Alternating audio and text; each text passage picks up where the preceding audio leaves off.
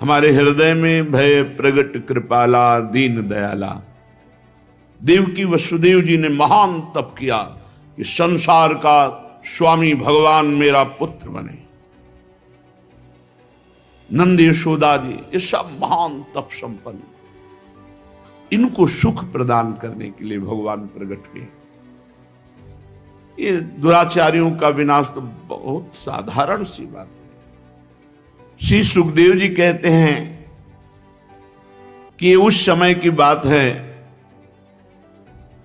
जब लाखों राक्षसों ने, असुरों ने, दैत्यों ने राजाओं का रूप धारण करके पृथ्वी में आतंक मचा रखा था। अहंकार से भरे हुए, बल से भरे हुए पृथ्वी को आक्रांत कर रखा था। आक्रांत पृथ्वी त्राण पाने के लिए रो रही थी। ये उस समय की बात है जब यदुवंशी राजा शूरसेन माथुर मंडल, शूरसेन मंडल का मथुरापुरी में रह करके शासन करते थे। ये मथुरा समस्त यदुवंशी नरपतियों की राजधानी थी। मथुरा में सदैव भगवान की उपस्थिति पाई गई है। मथुरा में सूर्य के पुत्र वसुदेव जी का विवाह देवकी जी के साथ हुआ। ये उस समय की बात है जब नवविवाहिता पत्नी देवकी को रथ पर विराजमान करके वसुदेव जी ले जा रहे थे। कंस बड़ा बलवान, स्वभाव में धूर्तता, वसुदेव जी से कहा मैं रथ हाँकूंगा, मेरी बहन है। और रथ के घोड़ों की लगाम पकड़ ली, स्वयं रथ हाँकने लगा। रथ चल पड़ा। जिस समय घोड़ों की लगाम पकड़कर कंस रथ हाँक रहा था, उसी समय स्पष्ट आकाशवाणी हुई, अरे मूर्ख, जिसको तू रथ में बैठाल कर लिए जा रहा है, उसकी 8वें गर्भ की संतान तुझे मार डालेगी। भोजवंश का कलंक। आकाशवाणी सुनते ही कूद पड़ा रथ से, तलवार खींच ली और बाल पकड़े देवकी के। वसुदेव देवकी के लिए आदेश किया, तत्काल हथकड़ी बेड़ियों से जकड़ करके इनको कैद खाने में डाल दिया जाए और बहुत ही कठोर पहरा लगा दिया जाए। वर्ष वर्ष में जो संतान होती मारता गया, उसे हर बार शंका बनी रहती, पता नहीं वो भगवान किन बालक के रूप में प्रकट हो जाए। परीक्षित, पृथ्वी में बात प्रायः देखी जाती है कि अपने प्राणों का ही पोषण करने वाले जो लोभी लोग होते हैं, वो चाहे राजा हो चाहे कोई भी हो, वो अपने स्वार्थ की पूर्ति के लिए माता पिता भाई बंधु किसी की भी हत्या कर सकते हैं। माता की, पिता की, भाई की, बंधु की, मित्रों की, इष्ट की, किसी की भी। ऐसे स्वार्थी पुरुषों से कभी मित्रता नहीं रखनी चाहिए, नहीं हानि ही होती है। जब कंस ने एक एक करके देवकी जी के 6 बालक मार डाले, तब देवकी के 7वें गर्भ में भगवान के अंश स्वरूप अनंत महिमा, अनंत बलशाली भगवान शेष जी पधारे देवकी जी के गर्भ में। अनंत भगवान जब 7वें गर्भ के रूप में देवकी के उदर में पधारे, बड़ा आनंद। पर देवकी जी को लगा कि कंस इसे भी मार डालेगा, इसलिए वो रुदन करने लगी। विश्वात्मा भगवान ने देखा कि माता को बहुत दुख है और यदुवंशियों को कंस सताए ही जा रहा है, तो अपनी योग माया का स्मरण किया और योग माया को आदेश किया, देवी कल्याणी, तुम ब्रज में जाओ, वह प्रदेश ग्वालों और गौओं से सुशोभित है। वहां नंद बाबा के गोकुल में वसुदेव जी की पत्नी रोहिणी गुप्त रूप से निवास कर रही। उनकी और भी पत्नियां कंस के डर से गुप्त स्थानों में रह रही। इस समय मेरा महान अंश, जिसे अनंत शेष जी कहते हैं, देवकी के उदर में गर्भ रूप से विराजमान है। तुम जाओ वहां से उस गर्भ को रोहिणी के उदर में रखो। मैं स्वयं आ रहा हूं, अब विलंब सा आने जा रहा। अब मैं समस्त ज्ञान बल आदि अंशों के साथ देवकी का पुत्र बनूंगा और नंद बाबा की पत्नी यशोदा के गर्भ से तुम प्रकट हो। योग माया को आदेश किया। जब योग माया ने देवकी का गर्भ ले जाकर रोहिणी के उदर में रख दिया, तब समस्त द्वारपाल और सब जगह खबर पहुंच गई, गर्भ नष्ट हो गया देवकी। किसी को आंतरिक पता तो है नहीं। नगरवासी बहुत कि बेचारी के 6 तो मार डाले गए और 7वां गर्भ नष्ट हो गया। हाय, कितना कष्ट देवकी को है। देवकी जी भगवान का निवास स्थान बन गई। परीक्षित, अब समस्त शुभ गुणों से युक्त बहुत सुहावना समय आया। रोहिणी नक्षत्र था। आकाश के सभी नक्षत्र, ग्रह और तारे सौम्य हो रहे थे। अब तो काले काले मेघ आकर मंडराने लगे और धीरे धीरे गर्जना करते हैं।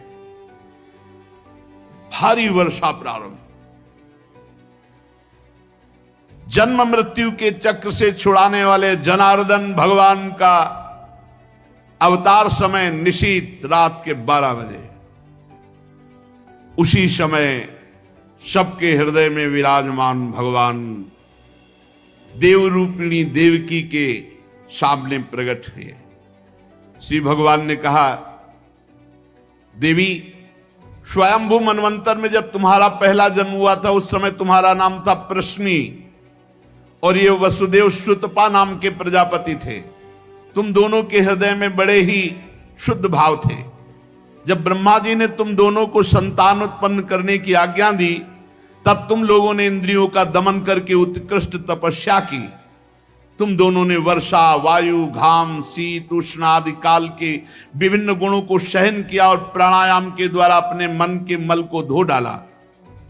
तुम दोनों ने सूखे पत्ते खाकर फिर हवा पीकर केवल तपस्या की। अभीष्ट वर प्राप्त करने की इच्छा से मेरी आराधना की। कितना कठिन तप! मुझ में चित्त लगाकर ऐसा परम दुष्कर घोर तप करते हुए देवताओं के 12,000 वर्ष व्यतीत हो गए।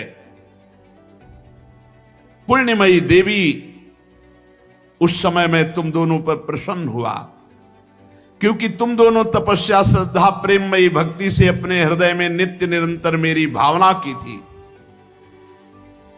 जैसा मैं आज तुम्हारे सामने प्रकट हुआ हूं, ऐसा उस समय भी प्रकट हुआ था और तुमसे कहा वरदान मांगो। तब तुम दोनों ने कहा, आप जैसा पुत्र मुझे चाहिए। हो, मेरे जैसा तो सिर्फ मैं ही हूं। तो मेरे जैसा पुत्र, तो मैंने ये वरदान दिया कि मैं ही स्वयं तुम्हारा पुत्र बनकर आऊं। ये छोटी मोटी तपस्या का फल नहीं है, आप देख लीजिए।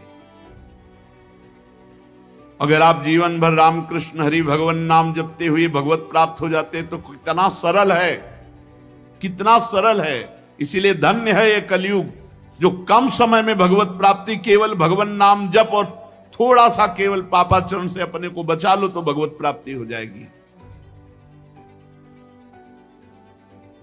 हे माता जी, मैंने देखा कि संसार में शील, स्वभाव, उदारता, अन्य गुणों में मेरे जैसा कोई नहीं, इसलिए मैं ही तुम्हारा पुत्र हुआ हूं।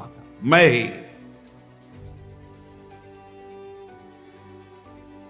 प्रश्न गर्भ से, वामन रूप से, और इस समय तुम देवकी वसुदेव हुए तो वासुदेव के रूप से। एक बार मैं वचन बोलता हूं, उसे 3 बार पूरा करता हूं। यह भगवान का नियम। मेरी वाणी त्रिकाल सत्य है। एक बार तुमने मांगा पुत्र तो प्रश्नी गर्भ, वामन रूप और इस समय वासुदेव रूप। कश्यप आदित्य के रूप में वामन रूप। और मैंने ये रूप इसलिए प्रकट किया कि जब मैं अवतार लेकर मनुष्य शरीर में लीला करूंगा तो मुझे पहचान पाना बहुत कठिन है। इसलिए तुम लोग ध्यान रखना मैं कौन हूं। ये खास बात, एक खास बात ध्यान देने योग्य बात है। भगवान कह रहे कि तुम दोनों मेरे प्रति पुत्र भाव और निरंतर ब्रह्म भाव रखना। युवाम माम पुत्र भावेन ब्रह्म भावेन चाचकृत चिंतयंतो कृत स्नेहो या से थे मदगतिम पराम, तब तुम मेरे परम पद को प्राप्त होगी। चिंतनीय कौन है गोपाल जी, कौन है लाल जी? कह रहे तुम मेरे प्रति पुत्र भाव और निरंतर ब्रह्म भाव, इस प्रकार के चिंतन द्वारा तुम मेरे पद को, मेरे प्रिया प्रीतम है कौन? देखो हित सजनी जो नहीं कह रहे, जैसे हित हरिवंश करत अपनो जस प्रगट अखिल ब्रह्मांडन, अखिल ब्रह्मांड के अधिपति हैं। पर ब्रह्म परमात्मा तत्व की उपासना हो रही। हमारा भाव है कि वो हमारे यार हैं, हमारे मित्र हैं, हमारे पति हैं, हमारे पुत्र हैं, हमारे स्वामी हैं, जो भाव रख सके, लेकिन है कौन? इसीलिए शांत भाव है। शांत भाव में पूर्ण तत्व ज्ञान हो जाता है। भगवान इतना कहकर चुप हो गए और अपनी योग माया से देखते देखते एक छोटे शिशु के रूप में नीलमणि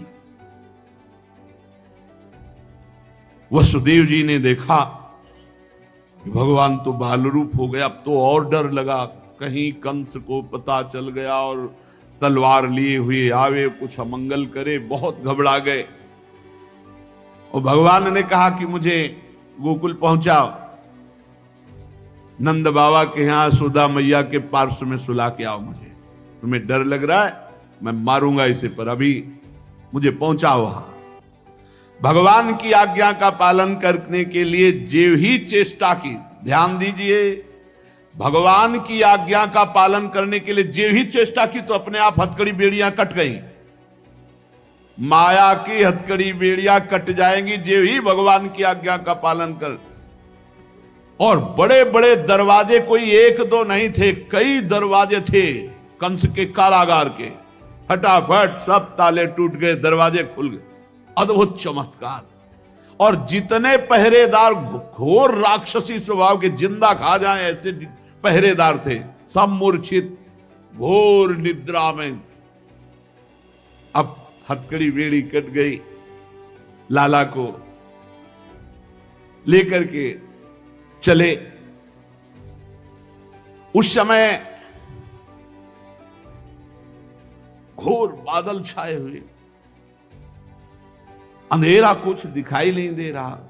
कितना कष्ट में जीवन भक्त। अब सोचो, अभी अभी तो प्रकट हुए हैं और अभी अभी त्याग करने जा रहे हैं, अभी अभी त्याग करने।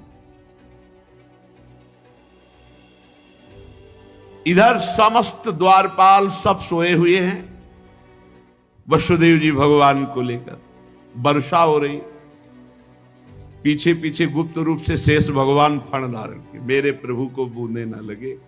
जब वो लीला कर रहे, वसुदेव जी को पता नहीं कि पीछे शेष भगवान फण धारण किए।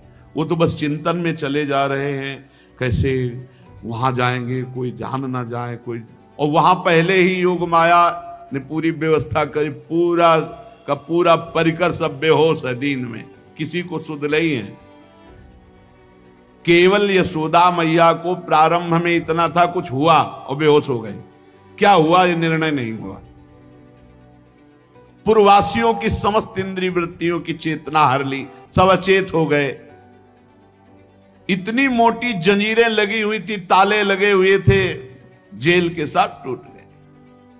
भगवान श्री कृष्ण को गोद में लिए हुए जैसे जैसे आगे बढ़ते, सब दरवाजे अपने आप खुलते चले थे और पहरेदार सब सो रहे। बादल नजदीक आकर मानो बरस रहे हो, ऐसे लटक लटक के बादल। शेष भगवान अपने फणों से जल को रोकते हुए 1000 फण धारे पीछे पीछे चल रहे। यमुना जी ने देखा कि प्रभु पधार रहे, तो पहला चरणामृत तो हमारे अधिकार बनता है। अरे जिनके चरणों का ध्यान बड़े बड़े महापुरुष शिव आदि करते हैं, आज वही प्रभु मेरे पास आ रहे हैं। आनंद में भर गई यमुना जी और उफान। यमुना जी ने जब उफान आनंद का लिया तो वसुदेव जी के प्राण बहुत घबरा रहे हैं कि अब क्या करें, लौट सकते नहीं, कोई नौका आदि है नहीं।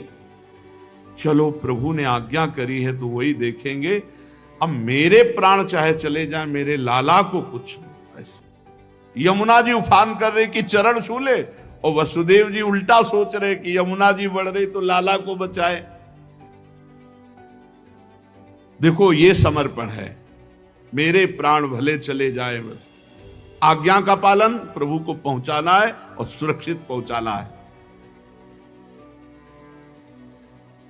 यमुना जी ऐसे थपेड़ जोर जोर से बढ़ रही। भगवान ने कहा बाबा तो और ऊपर उठाते चले जा रहे, तो यमुना जी और बढ़ती चली जाएंगी। एक श्री चरण बड़ा, ये वसुदेव जी को पता नहीं, जो ही यमुना जी को श्री चरण प्रभु के स्पर्श हुए तो तुरंत नाभिभर हो गई और ऐसे एकदम शांत। वसुदेव जी बाबा के नगर में गोकुल में गए तो डर रहे थे कि कोई देख न ले, लेकिन वहां कोई देखने वाला था, सब सोए हुए थे। उन्होंने अपने पुत्र को, अब वो ऐसे देख रहे थे, और जहां सुलाया तो वहां भी पुत्र था, पार्श्व में योग माया और वही पुत्र। भगवान के इस अवतार में दो अवतार हुए, एक हुआ चतुर्भुज नारायण भगवान का अवतार जो वसुदेव देवकी के सामने, और एक हुआ पीछे आपने सुना है नंद बाबा और यशोदा मैया बहुत ऐश्वर्य समृद्धि सब रिद्धियां सिद्धियां अठखेलियां कर रहे। ब्रज तो यहां रिद्धियां सिद्धियां अठखेलियां कर रही, कौन पूछता है। अवस्था डल गई थी नंद बाबा की, चौथापन था, और ब्रजवासी बाबा की इस दशा को देख के सह नहीं पा रहे थे, बाबा खिन्न रहते थे। उपनंद आदि वृद्ध गोपों ने परामर्श करके पुत्रेष्टि यज्ञ का आयोजन किया। सबने यज्ञ पुरुष गोपराज नंद को पुत्र प्रदान करने की प्रार्थना की भगवान से। पुत्रेष्टि यज्ञ हुआ। जैसे महाराज दशरथ जी की अवस्था डल चुकी थी तो श्रृंगी ऋषि ने पुत्रेष्टि यज्ञ करा, उससे खीर, फिर भगवान 4 रूपों में प्रकट हुए, राम लक्ष्मण भरत शत्रुघ्न। पुत्रेष्टि यज्ञ का अनुष्ठान हुआ नंद बाबा के यहां। अब उच्च कोटि के ब्रह्म ऋषि वेद ध्वनि आकाश में मुखरित हो रही थी। गोपराज श्री नंद बाबा अंतापुर में यशोदा मैया के पास बैठे हुए कहा, यशोदा रानी इस बार पूरे ब्रजवासियों का आशीर्वाद हो, सब ब्रह्म ऋषि हैं, कई बार हो चुकी, इसका मतलब पुत्र के लिए कई बार उपाय किए जा चुके थे, इस बार फलस्वरूप में मेरे पुत्र होगा। मन में बड़ी कामना है, मेरा विश्वास है ये जो यज्ञ हो रही चूंकि ब्रजवासियों का आशीर्वाद है और ब्रह्म ऋषि जन बड़े महिमाशाली हैं, पर मेरे मन में एक उदासी छा जाती कि कर्म से ऐसा पुत्र नहीं होगा जैसा मैंने एक स्वप्न देखा है। ये कर्म जनित तो नहीं हो सकता। यज्ञादि कर्मों के सभी फल चंचल हैं और मैंने जो पुत्र देखा है वो अचल है, अविनाशी है। बड़ी आशा, पर लगता है मेरी दुराशा है क्या। वो कर्म फल से तो नहीं प्राप्त हो सकता जैसे मैंने देखा है। मैंने एक स्वप्न देखा जो आज तक तुमसे नहीं बताया, यशोदा रानी से कहा। भगवान नारायण भी उतने सुंदर नहीं जैसा वो बालक सुंदर मुझे स्वप्न में दिखाई दिया। मुझे ऐसा लगता है कि त्रिभुवन में कोई है नहीं सुंदर, एक बार जिसके हृदय में वो प्रकट हुआ उसको कोई आकर्षित कर सके ऐसा त्रिभुवन में नहीं। ब्रजराज की बात सुनकर यशोदा रानी ने कहा, सच्ची तुमने स्वप्न में देखा है? बोले हाँ। बोले मैंने तो बताया नहीं, मैंने भी स्वप्न में देखा है। क्या? बोले मैं नित्य सहधर्मिणी हूं, तुम्हारी सुख दुख की नित्य संगिनी हूं, मैं तुमसे क्या छिपाऊं। जैसे बालक की बात कर रहे हो ना, हमने तो इसलिए नहीं बताया कि आप कहोगे कि तुम्हारा पागलपन है, बिल्कुल वैसे ही मैंने देखा है। श्यामश्चंचल चारु दीर्घ नयनो बालस्तवांक स्थले दुग्धोद्गारि पयोधरे स्फुटमसौ क्रीडन मया लोक्यते स्वप्नस्तत्किमुजागरः किमथ वेत्ते तन्न निश्चीयते सत्यम ब्रूहि सधर्मिणी स्फुरति किम सोयम तवाप्यंतरे।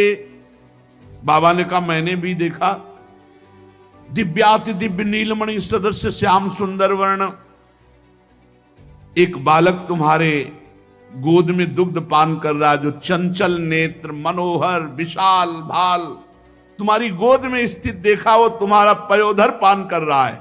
कैसे बताऊं, अब तो मेरी ये दशा है कि सोता हूं या जागता हूं मुझे कुछ पता नहीं चलता। हर समय बालक लगता है मेरी गोद में चढ़ रहा है, मेरी दाढ़ी खींच रहा है। कभी मैं देखता हूं तुम्हारी गोद में दुग्ध पान कर रहा है।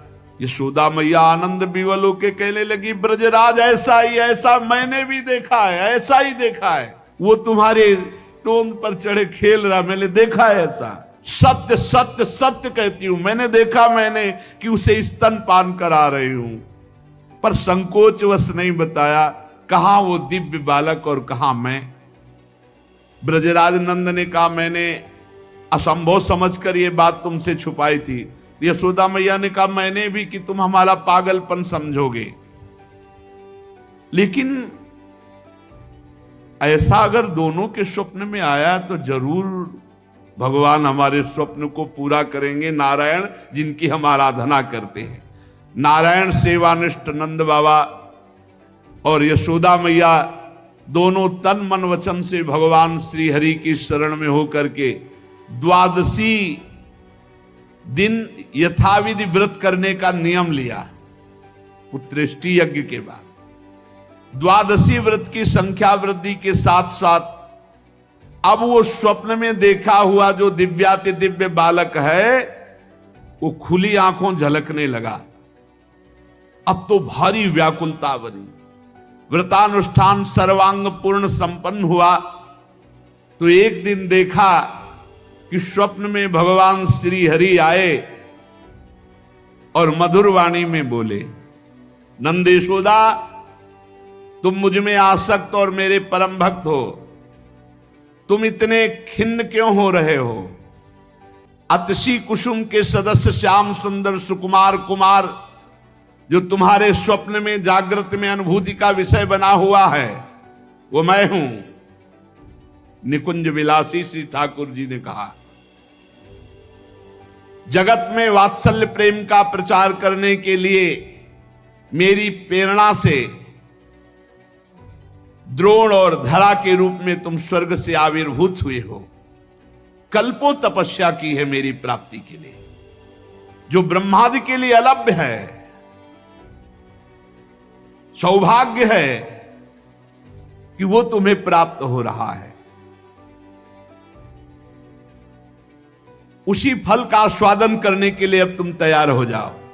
चिंता मत करो गोपराज, मैं प्रकट होने वाला हूं। समझिए, वहां देवकी वसुदेव के यहां चतुर्भुज भगवान नारायण और यहां निकुंज विलासी श्री ठाकुर जी। श्री यशोदा जी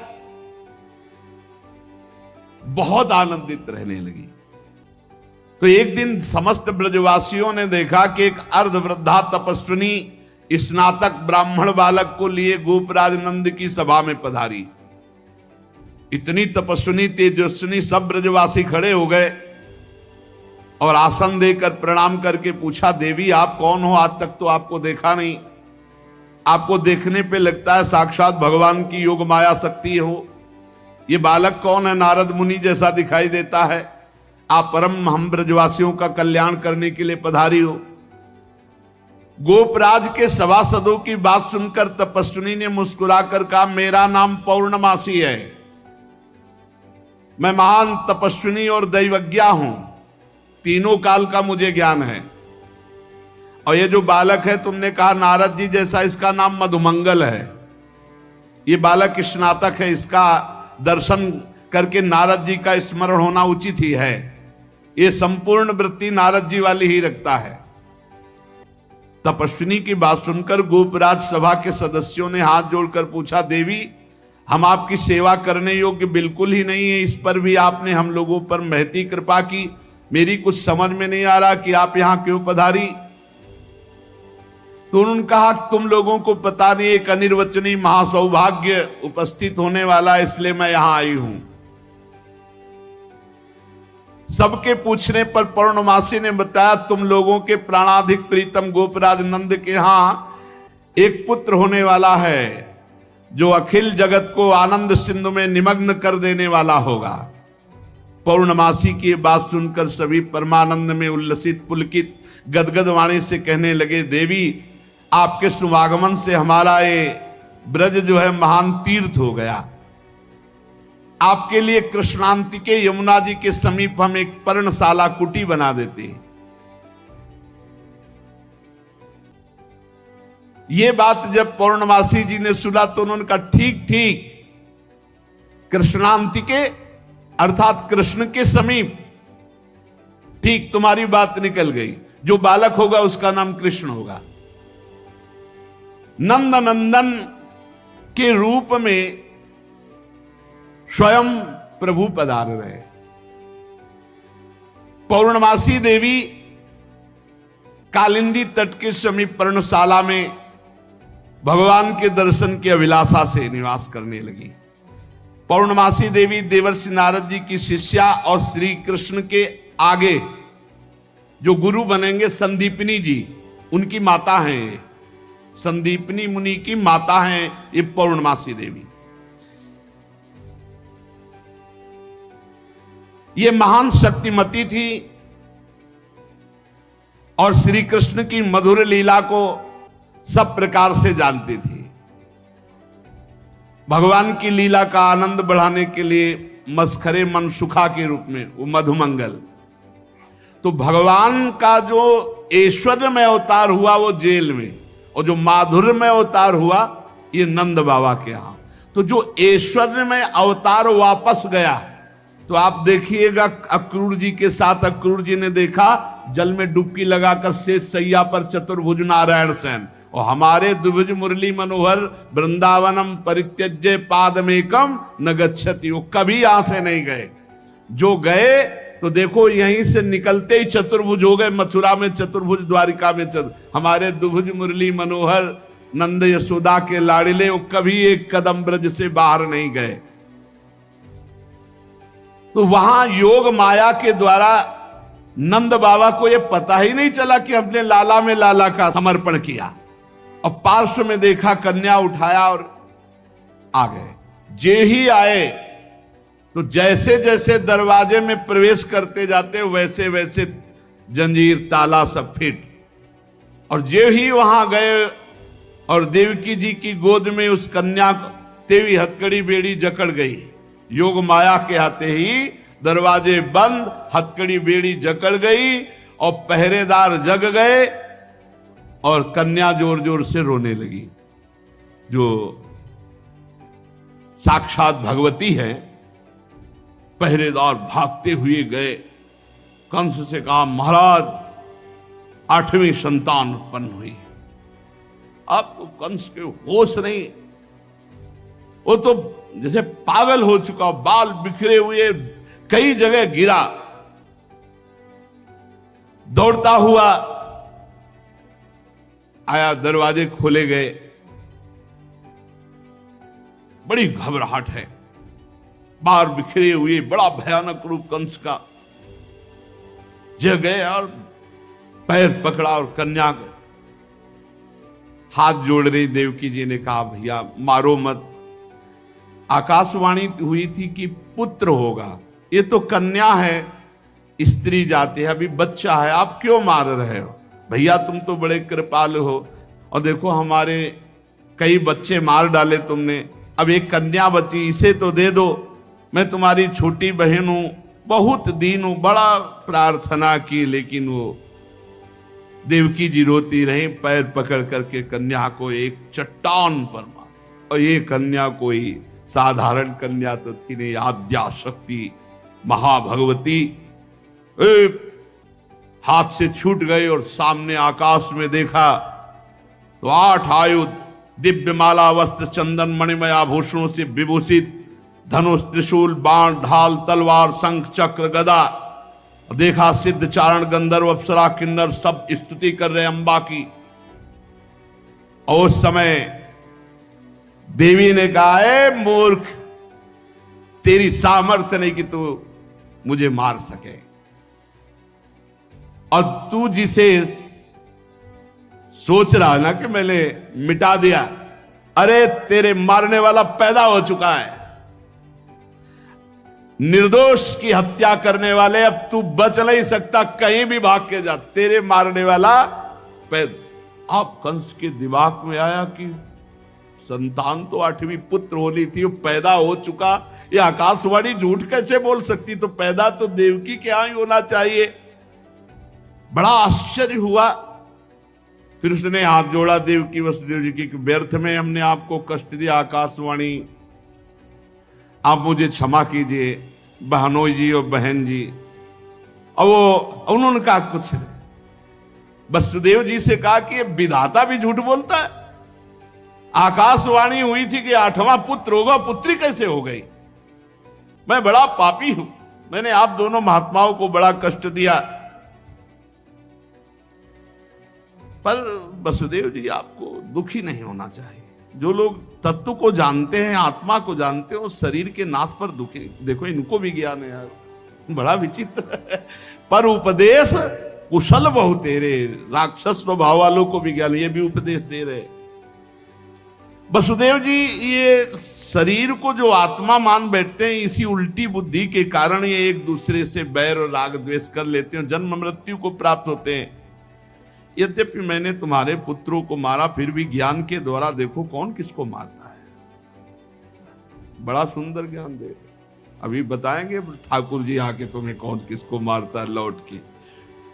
ये जो अपने स्वरूप को भूले हुए हैं लोग, इसीलिए मैं मरने वाला हूं, मैं मारता हूं, ऐसा मैं दुख भोग रहा हूं, ये मेरे को दुख देने वाले घोर अज्ञान की बात। कोई किसी को मारता नहीं, कोई किसी को दुख नहीं, जीव अविनाशी है, शरीराभिमान के कारण ऐसा।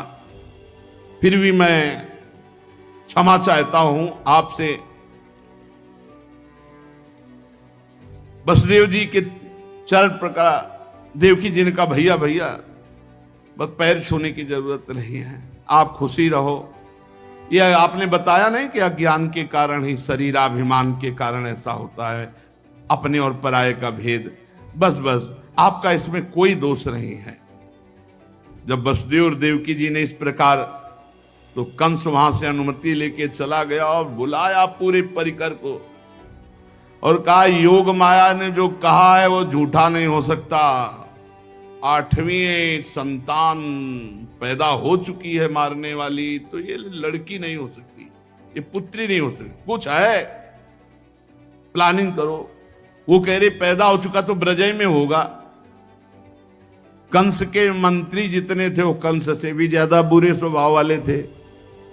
उन्होंने कहा, महाराज आज्ञा करो, ब्रज 84 कोस में आज से लेकर 10 दिन तक जितने भी बालक हुए हम मार डालेंगे हम लोग। बड़ा प्रसन्न हुआ इसका प्लान कि सबका नाश, और भगवान पहुंच चुके हैं। यहां से ईश्वर स्वरूप और यहां से ब्रज के लाडिले ठाकुर कभी बाहर नहीं गए, पक्का मानना। कभी ये जितने संत जन ऐसे थोड़ी जी रहे हैं, पूरी भावना में नहीं जी रहे भाई। छिन छिन बिहरत संग छिन छिन निरखत प्रेम भरी, छिन जस कहा तभंग। अब जब मैया के नेत्र खुलेंगे, लाला को देखेंगी तो उत्सव मनाएंगी। श्री राधा वल्लभ लाल।